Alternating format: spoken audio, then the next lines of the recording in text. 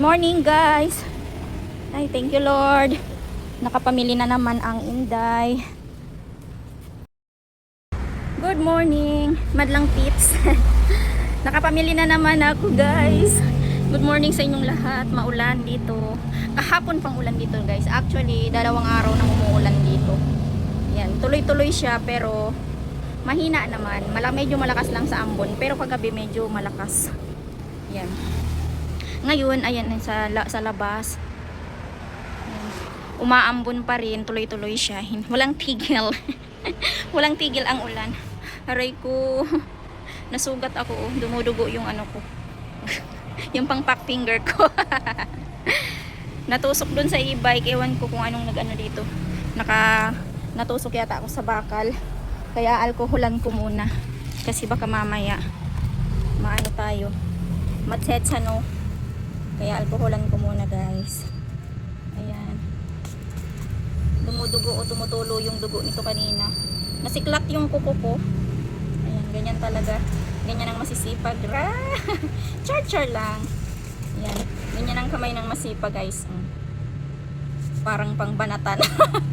Pangbanatan talaga. Wait lang. Ayun guys, may bibili tas umalis ulit. Bibili siya pero wala palang dalang pera. Ano ba yun? Mayroon palang ganun. Bibili ng sili daw, kaya lang hindi nadala yung pera. So ayun guys, ayun na alkoholan ko na yung aking kamay. Ang sakit, sobrang hapdi. Kaya lang kailangan alkoholin, mahirap na. Baka tayo matetano kasi hindi ko alam kung saan ako tumusok eh. Para habang nagbubuhat kasi ako nung mga pinamili ko dun sa e-bike. Ayan.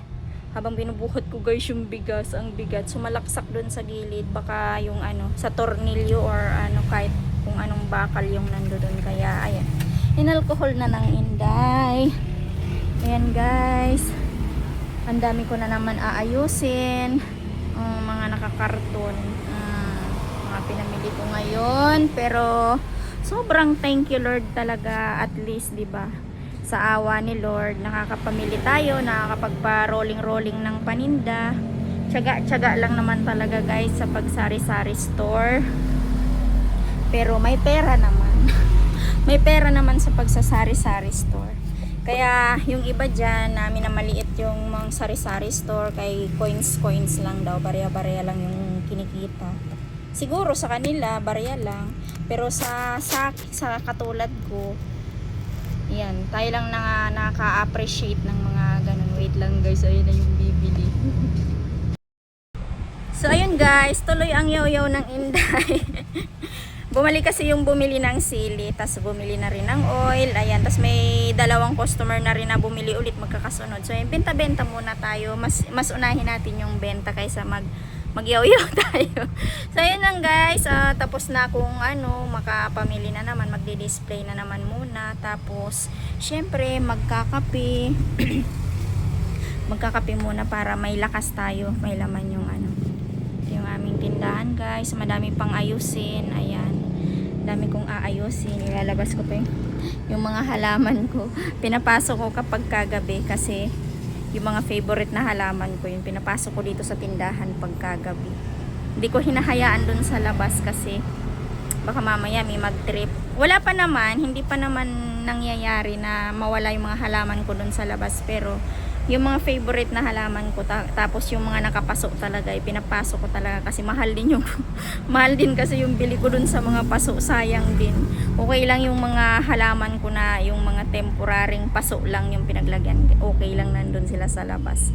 Kung pagtripan man nila, bahala sila. Yung iba kasi guys na halaman ko yan, binibili ko talaga yung paso. Syempre medyo mahal din, kaya nakakapanghinayang kung mawawala lang din. Nakakabenta nga akong halaman dito guys, yung mga yung mga binili kong aloe vera na halaman, yung binibili ng mga foreigner sa akin. So ayun yung mayroon nga akong pinalaking halaman na aloe vera.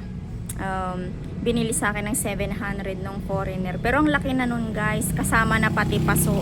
Tapos ngayon meron na naman akong 2 inaalagaan, pinapalaki ko. Tas nakita na naman niya, sabi na niya sa akin, pag laki daw nun, bibilihin daw niya ulit. O diba? Pati halaman ko nabibili dito. So, ayan lang guys. Happy selling sa ating lahat, sa mga kasari-sari store ko dyan. Ayan, pasensya na kung madalang lang talaga ako makapag-update dito kasi sobrang busy na rin talaga. Hindi ko na rin talaga maharap yung pagbablog. So, nag-support na lang din ako sa inyo paminsan-minsan pagka may pagkakataon talaga. Yan. Support na lang din. Pero hindi ko na rin talaga matutukan yung pag-update ko palagi or pag-upload ko talaga lagi, lalo na dyan sa YT channel ko. So, yan lang guys, sa mga kasari-sari store dyan, happy selling, yan, think positive lang tayo palagi, hindi naman laging mabenta, araw-araw, minsan naman bawi-bawi lang talaga, minsan naman okay, minsan hindi, ganyan-ganyan lang talaga tayo.